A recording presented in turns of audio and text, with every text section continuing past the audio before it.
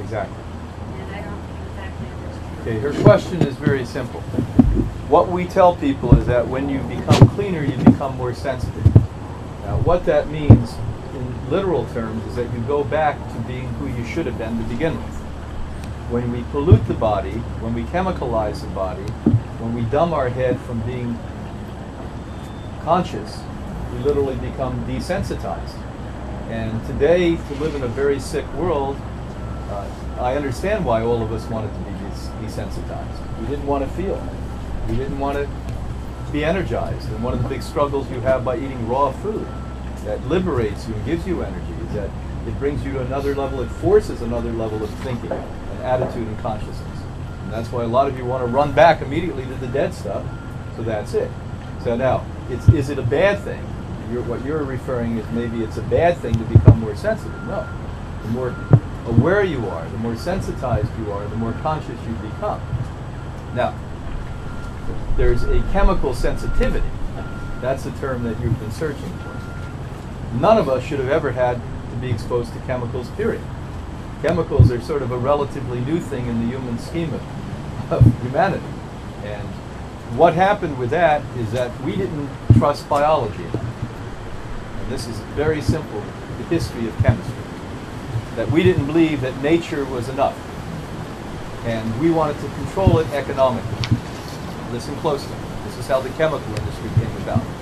Because you could not put patents ethically on nature. You couldn't go out and say, hey, I'm going to take, herbs that have been here for 1 million years and put them under my label and sell them to people. Because back in those days, and today I'm not quite sure, the governments may let that happen, but back in most time in history, and probably most people now, they'd say no to you. So they had to manipulate it. So we created a whole new industry, an educational process in universities called chemists. And chemists go into nature, they then, with their brilliance, literally try to mimic nature, and then put things together that were never meant to be put together. And so now these are biologically incompatible. What that means is that all of biology literally works the way that it ought to. As an example, poison ivy is a good thing. It's not nice to have poison ivy, but it's nice there is poison ivy. Or guess what? The animals kept eating that, and that type of plant would have been wiped out. So biology created that. But the reality is, we're not talking about poison ivy anymore. We're talking about deadly chemicals that are the #1 major cause of cancer today. I would estimate clearly that 75 to 85% of all cancers directly come from chemicals we pour into our environment. We're not that smart.